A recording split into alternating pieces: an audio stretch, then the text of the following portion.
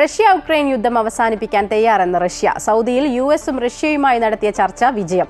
Saudi അറേബ്യയുടെ അധ്യക്ഷതയിൽ നടന്ന ചർച്ചയിൽ യുക്രൈനിൽ സമാധാനം കൈവരിക്കാനുള്ള ചർച്ചകൾക്ക് ഉന്നതതല സംഘത്തെ രൂപീകരിക്കാനും ധാരണയായി. യുക്രൈൻ പ്രസിഡന്റ് വ്ളാഡിമിർ സെലൻസ്കി നാളെ സൗദി അറേബ്യ സന്ദർശിക്കും. റഷ്യ യുക്രൈൻ യുദ്ധം അവസാനിക്കാനാണ് കളമൊരുങ്ങുന്നത്.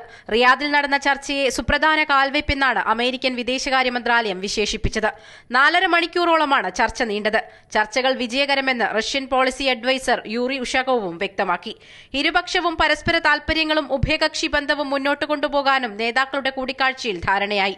റിയാദിലെ ദിരിയ കൊട്ടാരത്തിൽ സൗദി വിദേശകാര്യമന്ത്രി ഫൈസൽ ബിൻ ഫറാൻ അൽ സൌദിന്റെയും ദേശീയ സുരക്ഷാ ഉപദേശകൻ മുസാദ് ബിൻ മുഹമ്മദ് അൽ ഐബാന്റെയും മധ്യസ്ഥതയിലായിരുന്നു കൂടിക്കാഴ്ച.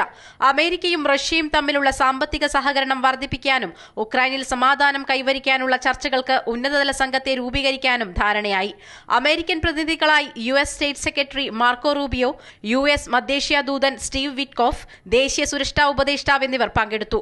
റഷ്യൻ വിദേശകാര്യമന്ത്രി സെർജി ലാവ്റോവ്, പുടിന്റെ വിദേശ നയതന്ത്ര ഉപദേശകൻ യൂറി ഉഷാകോവ്, മറ്റ് ഉന്നതതല ഉദ്യോഗസ്ഥരും ചർച്ചയുടെ ഭാഗമായി. വാഷിംഗ്ടണിലെയും മോസ്കോയിലെയും അതത് എംബസികളിൽ ജീവനക്കാരെ പുനഃസ്ഥാപിക്കാൻ ഇരു രാജ്യങ്ങളും സമ്മതിച്ചതായി US state secretary Marco Rubio പറഞ്ഞു. അമേരിക്കൻ പ്രസിഡന്റ് ഡൊണാൾഡ് ട്രംപിനും റഷ്യൻ പ്രസിഡന്റ് വ്ളാഡിമിർ പുടിനും കൂടിക്കാഴ്ചയ്ക്ക് വഴിയൊരുക്കുക എന്നതുകൂടിയായിരുന്നു ചർച്ചയുടെ മറ്റൊരു ഉദ്ദേശം.